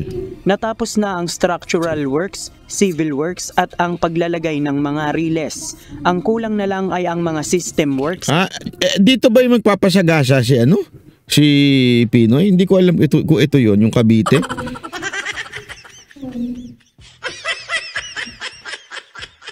Katulad ng ticketing, entrance gate ng mga pasahero at signages sa mga istasyon. Kanina ipinasilip ng DOTR at ng LRMC ang Dr. Santos Station sa Parañaque City. Kumpara sa ibang mga istasyon ng LRT1, ito lang yung mayroong sariling intermodal facility para sa iba't ibang klase ng mga transportasyon. Paglabas ng mga commuter dito sa Dr. Santos Station, meron na agad ditong intermodal na transportation hub kung saan makakasakay na sila dito ng mga bus, jeep, UV Express at ng taxi. Ayan, ganyan dapat. Hindi, maganda yan ha. Kasi alam mo, Yan ang isang bagay sa Japan na maganda eh. Alam mo yung transportation nila, yung pagbaba mo ng tren, pwede ka nang may bus. Tapos yung bus talagang hindi naman masikip at saka walang manyak. Hindi kasi yun lang problema sa Pilipinas. Sa Pilipinas, may ganyan nga, pero pagpasok mo naman doon, mamanyakin ka. Ang dami pa naman ngayon sintu-sintu, papakita yung mga edits nila. May mga ganun-ganun eh. Ang dami ngayon. Alam mo, ako sa mga kababaihan, pagka ginawa sa inyo yun, tusukin nyo kagad. Ay, akala ko hotdog, ganun.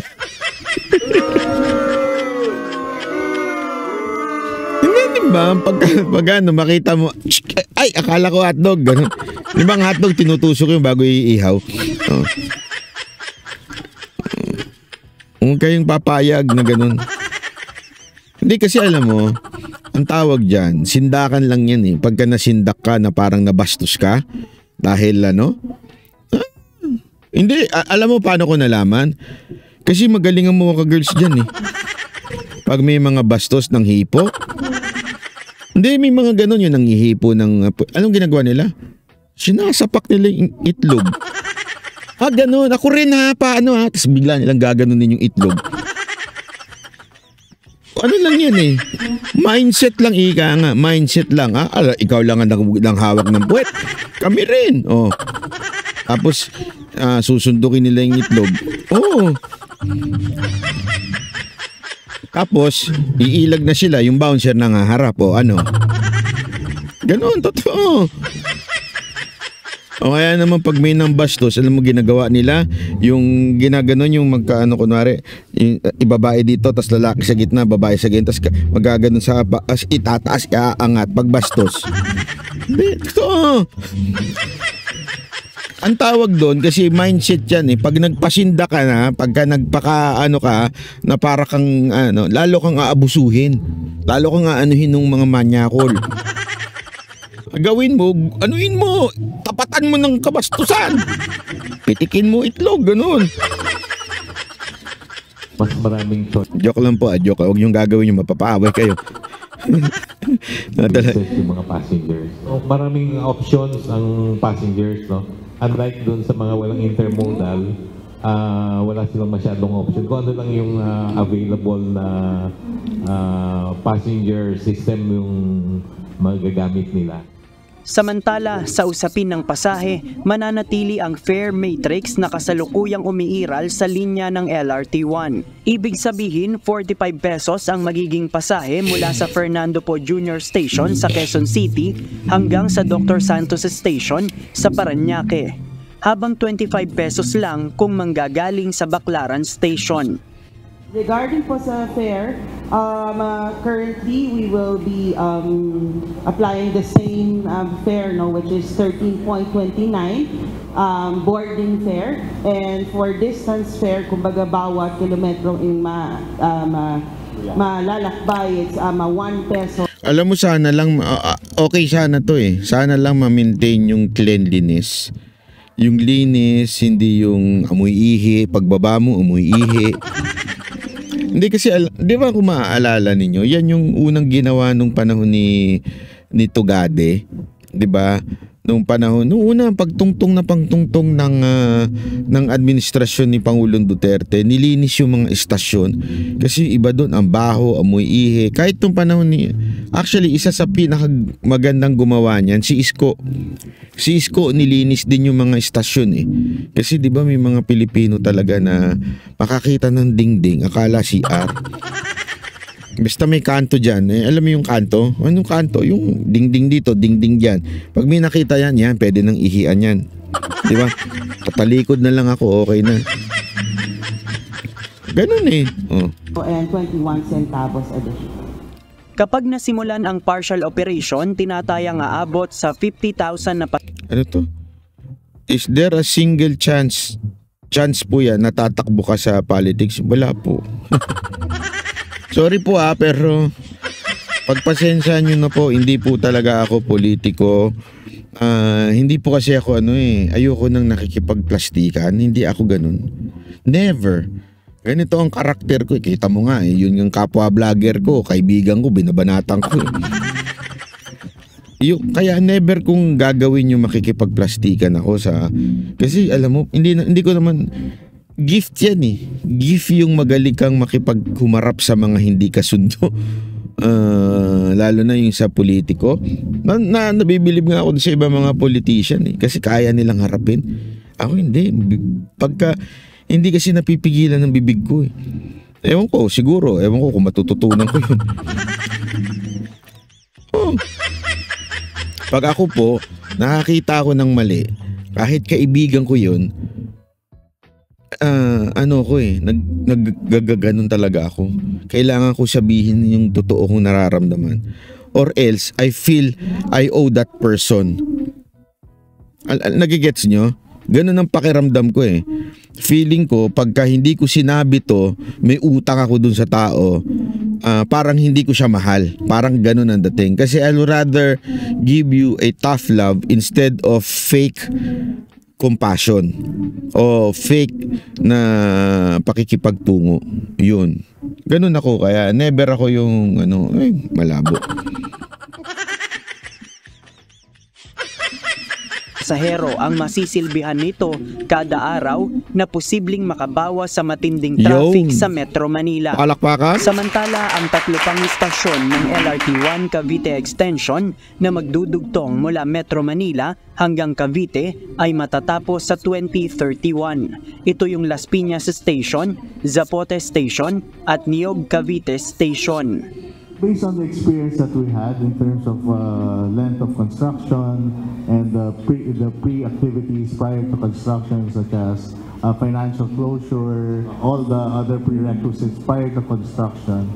So we hope that by 2031, rows 2 and 3 would be completed. JP Nunez, UNTV. Ayan. So, again, yan po ang Banat Bay at mga banateros. Pag tama, pinapalakpakan. Pag mali, binabanatan.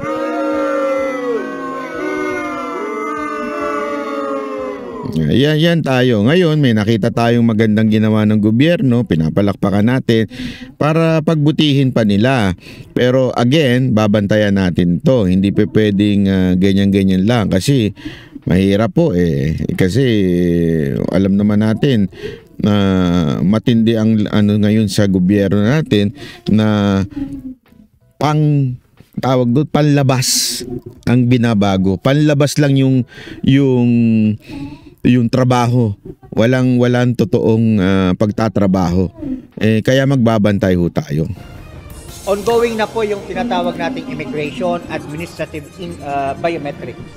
In preparation po yan doon sa kanilang inquest. Lahat po ng mga foreign nationals na nandito, wala hong may pakita mga dokumento. Isinailalim sa profiling ngayong araw ang 159 na mga dayuhang POGO worker na nahuli sa Porac, Pampanga. Isa-isang dumaan sa biometric ang mga foreign national para sa kanilang pagkakakilanlan. Dahil lahat ng mga ito, walang dokumento na maipakita sa mga otoridad. Pagkatapos ng profiling at biometrics, sasailalim sa inquest proceeding ang mga dayuhan dahil sa immigration violation. Kinakailangan pagpakalat-kalat ka sa Pilipinas, maging tayo, muna sa abroad, dala mo yung passport mo. Yan yung pagkakakilanlan mo na pumasok ka legally. Pag hindi mo po mapakita yun. Neil Borges, salamat po. Uy, maraming salamat Gusto ko tong sinabi nito ni kung sino man tong official na to. Tama nga naman, hindi bakit tayo sa ibang bansa, di ba? Hirap na hirap ako pag nasa Japan ako, kailangan ko dala-dala lagi yung passport ko. Totoo naman Kasi baka mayat-maya tanungin ka kung ikaw ba ay illegal alien. Bakit itong mga ibang lahi sa Pilipinas parang relax na relax, di ba? LMB, salamat po. Thank you very much. Watching from Belgium, Canada. Belgium, Europe. May probable cause ng gobyerno may hold ka pa ng gagian at i-verify kung bakit ka nga ba nandito. Correct. So, yung ginagawa nila ngayon, para makita na lahat ng mga yan nandito legal. Itinanggi naman ng... Sabi nito, Banat Bay, binayaran ka daw ni Bongo at kasama mong vlogger, sabi ni isang ensimada tae vlogger. Yun daw ang alam mo, ganyan talaga ang ang mga akusasyon ng iba kasi sila kasi ganun. Kaya hindi sila makapaniwala na may mga taong hindi nagpapabayad. May mga taong lumalaban sa isipin nyo ito if you're not stupid, if you are logical person, okay? Kung ako magpapabayad lang din naman, kung ako peperahan ko ang vlogging, nandyan ako sa kampo nyo. Sure yan. There were so many attempts para tumigil ako. Pero, sorry. Sorry, I never told you. Hindi, totoo. Sabi nga ni Makagago, di ba, siya daw ang highest paid sa inyo. Si Makagago nagsabi nun, pero mas mataas daw ang bayad sa akin. Isipin mo yun? Mas mataas pa pala ang bayad sa akin. Ang nagbabayad noon, supposedly, yung walang pera kasi oposisyon how much more kung nandyan ako? Baka hindi lang Raptor ang mabili ko dyan. Baka kung ano-ano na mabili ko. Baka may helicopter na ako. Hindi, totoo naman kaya nga kung may logic ka, yun nga, ito na lang ito 2022 election. Alam naman natin lahat na malakas si Marcos noon. Bakit ako nagpwesto dito kay Isko?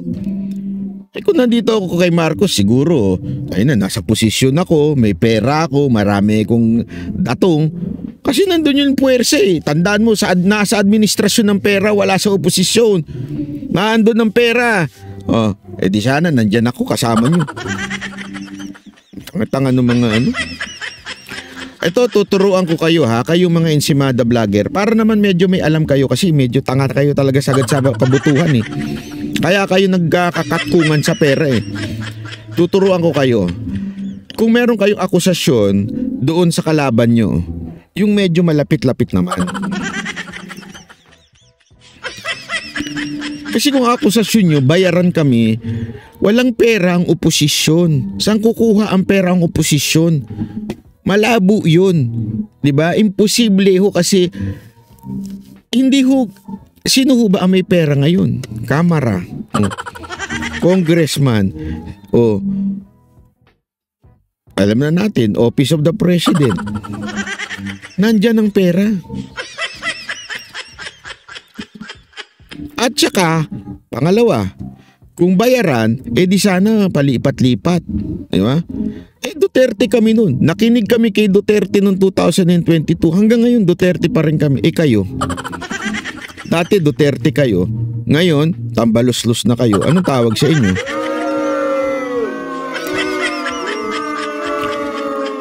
Kaya nga bibigyan ko kayo ng tip para hindi naman kayo mukhang tanga. Medyo malapit-lapit. Ano ibig sabihin ng malapit-lapit? Siguro sabihin ninyo si Banat Bay, Bayot, ganun. Isang katangahan din yun. Malamang si Banat Bay, pangit, ganun. Yun, malapit-lapit talaga yun. Di ba? Medyo, pag sinabi mo si Banat Bay, pangit naman yan sa personal Baka masaktan ako dun. Kasi bantakin mo, pogi na ang tingin sa akin ngayon, tapos biglang sa personal, pangit pala. Yung nakabuntis ka daw, oo nga actually, malayo pa rin Ito walang biro ito Yung sinasabi nila nakabuntis ako, gusto ko nga yun kung sakasakali Hindi kasi ang tatay ko, matagal lang kinukulit niyan Hindi ka ba ako magkakaroon ng junior sa'yo? Ganyan. Paano dadami lahi natin? Sabi ko, si Oli na lang yun. Kaya naman yung bawiin lahat yun. Hindi totoo totoo, lagi akong ginaganon. Di sana kung hindi may anak na ako. Una-una, ayoko sa... Hindi ko lahat hindi. Eto linawin ko lang, hindi ako mahilig sa bata. Issue natin. Hindi ako mahilig sa baby, sa bata, hindi ako mahilig sa ganun. Hindi ako mahilig ng nag-aalaga ng bata. Ayoko ng istorbo sa buhay. Totoo. Ayokong pinakikialaman ako. Ayokong ginigising ako. Ayokong mag-aalaga ako. Hindi ko personalidad yan. Sa totoo lang. So kung yung akusasyon na may anak ako, sabi ko sa inyo, pinagtatawanan ng tao yun. Yung mga may kakilala sa akin pinagtatawanan nila yun kasi alam nilang hindi ako mahilig sa sa bata.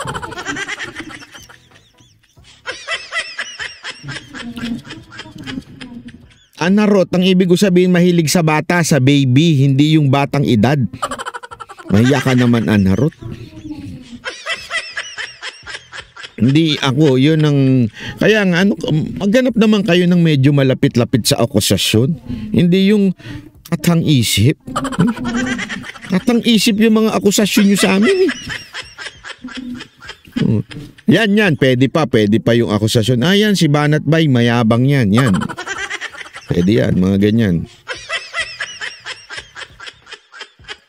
Si Banat Bay, isnabero yan. Mga ganyan.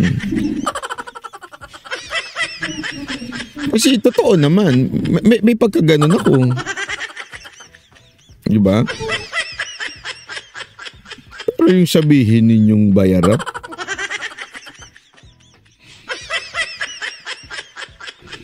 Alam mo, tuwing nalalaman ko yung bayad sa inyo, nagkukwentuhan nga kami nila Boss Dada, nila Coach Oli. Binibiro ko sila, lipat na tayo dun sa kabila. Dito, abunado tayo Abunado sa lahat. Totoo naman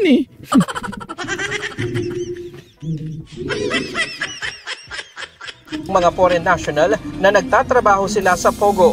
Isa sa mga nahuli na si alias Kim, isang Vietnamese, 31 years old at 7 buwang buntis. Aniya, isa siyang teacher sa Vietnam. Kwento niya nandito sila sa Pilipinas para mamasyal. Naghahanap lang umano sila ng bar nang biglang parahin ang kanilang van at hinuli sila. Aray. We have no work in here. We don't Ang galing ng palusot, work in here. Okay. We just come here to travel some weeks. Travel some? Yeah, in Philippines. Ngunit kung tanungin kung nasaan ang mga passport nila, kinuha umano ito ng kanilang travel agency. Hindi, kung kinuha, di pwede naman i-xerox Bakit ganun? Our purpose, give them a traveling company. Travel company. Yeah, we have a picture. They said that we have picture, that's okay. Picture our passport. They say that. Who said that? The traveling company. Ang mga Malaysian na ito, wala rin umano silang alam sa Pogo. Mamamasyal at magbabakasyon lang umano sila at naghahanap ng swimming pool. Naku, ikulong niya yan, mga Malaysian. Nakulong din ako dun. Hindi rin umano ipinaliwanag ng mga otoridad ang dahilan kung bakit sila hinuli. Ganito rin ang dahilan ng iba pang mga nahuling Malaysian. We come from vacation only. Vacation. Vacation? Yeah. Okay. Yeah, we are not Pogo. Anything you know. You don't know about the Pogo? No, we don't know. Because we are go to the aqua park. Right. The case, our come down from the highway. Sabi ni Mayan Green, bakit naka-blurred? Hindi naman Japanese yan. Ganun talaga. Hindi, alam mo kung bakit. Para sa mga nagtatanong bakit daw naka-blur yung iba? Kasi nag-iingat sa demanda minsan yung mga kasi meron talaga tayong batas na natanong ko kasi sa isang abogado, meron talaga tayong batas na privacy law na bawal mong ilabas ang isang picture ng isang tao nang walang pahintulot niya. Okay, may ganun.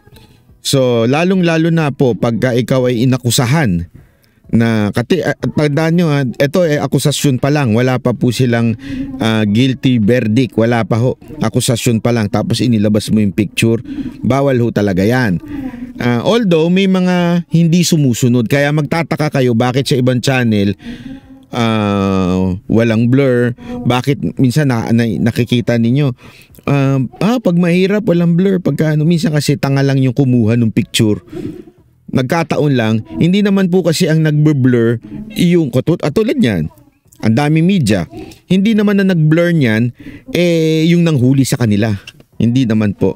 Ang nagblur po niyan yung kuwari ito, UNTV binblur niya. Para sa kanya ayaw niyang ipakita para somehow merong fairness, ika nga. Ibig sabihin, hindi siya, pag hinatulan sila, dinimanda sila, o sasabihin namin, wala kaming intensyon, nakablur nga eh. May defense, ika nga. Diba? Ganun yun. Yung nakablur naman na Japanese, hindi ko talaga alam bakit sila nakablur. Hindi ko talaga alam bakit nakablur. But yung mga pero hindi kasi ako nanonood ng ganyan eh. Catch us all the crowded. We'll just go enjoy the holiday, but when we'll go down the Skyway, and then the police already stop us, and then just say, "Oh, what happened?" Sabi nito sa OFW na uwi sa sariling bansa, pinahihirapan. Bakit sa mga dayuhan bilis pasok? May dala ba kayong pera? Pag meron kayong panlagay sa immigration, mabilis. Tsaka meron kayo dapat contact.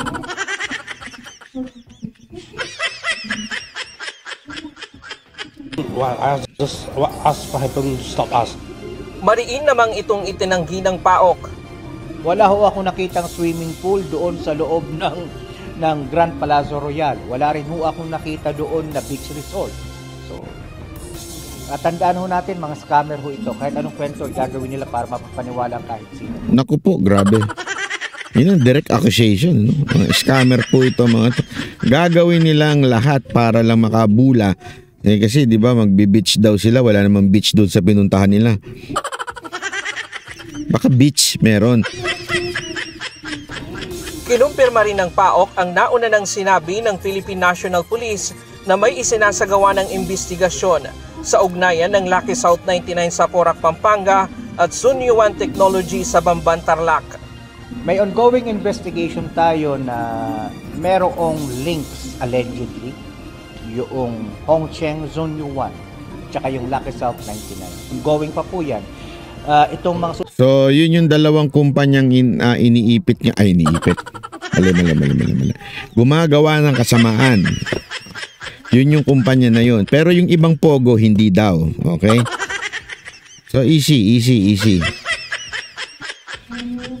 Susunod ang mga araw ko siguro makikita natin kung sino nga ba ang tunay na may-ari sa likod nitong Lucky South 99. At mabibigla ho ang sambayan ng Pilipino kung sino nga ba talaga nasa likod. Nako, mabibigla daw ang sambayan ng Pilipino kung sinong nasa likod ng Lucky Star. Kasi yan daw ang kasi nakita ko sa isang balita yan eh. Lucky Star Pogo, parang gano'n. Yun daw ang pinakamasamang Pogo. Putang ina niyan. Nung napanood ko talaga yun eh, napaamura talaga ako eh. Tayo na, alam nyo naman palang masama eh. Diba? Alam nyo naman palang masama ang Pogo, bakit pinapayagan pa? Diba? Hindi, sa kanila, basta ito masama, ito ang pinakamasama. O, ito hulihin natin. So yung iba masama lang, huwag natin hulihin yan. Diba? Parang ganun ang dating. Isa pang Chinese national ang nakita sa loob. So, yan daw, abangan natin kung sinong nasa likod niyan. Sino kaya? Naku. May hula ako kung sino nasa likod niyan. Si Duterte na naman siguro.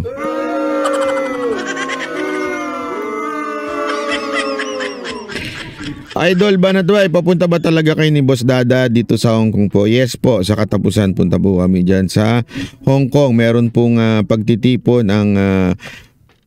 sinabi na ba niya? Hindi po maisog eh. Hindi. Mag-ano po tayo, mag-evangelism po tayo dyan. sa Hong Kong po. Pupunta po kami sa katapusan. Kasama po namin si Coach Oli. Yun, tama.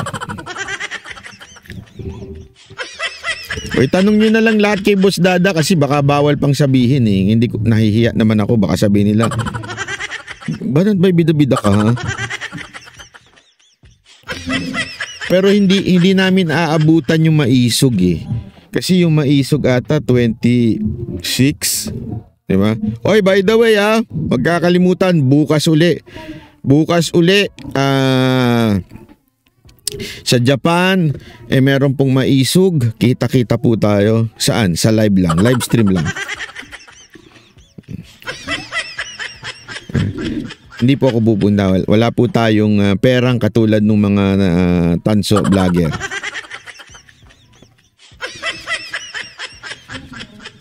Di ba? So, eventually, magkikita-kita naman tayo sa Hong Kong.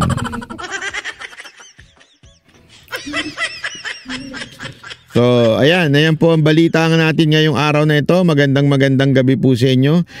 Bago ho tayo magpaalam, may gusto ko lang po sana sabihin sa inyo, ingat kayo sa mga lakad ninyo dahil tag-ulan na naman. Alam nyo naman sa Pilipinas, umatsing lang ang langit, baha na. Di ba? Ang masama pa niyan, totoo ito. Alam mo kung anong masama dito sa pagbaha sa Pilipinas?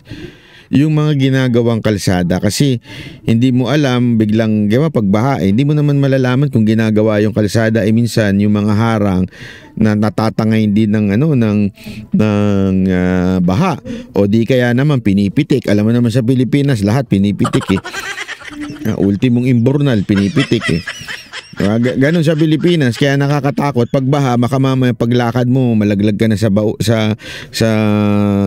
manhole.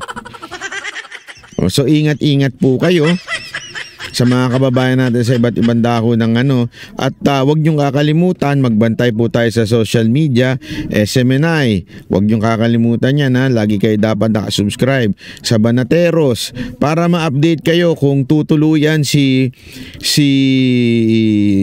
Mayor Baste Duterte, ay magkikita tayo saan dumating. Totoo. So, ingat-ingat po tayo. Okay, maraming salamat po. God bless everyone. Kita-kits po uli sa susunod na araw. Huwag mong kakalimutan. It's the weekend. It's time for yourself, for the family, and for the Lord. Thank you very much po. Bye-bye. Yan ang Banateros, boses ng ordinaryong Pilipino.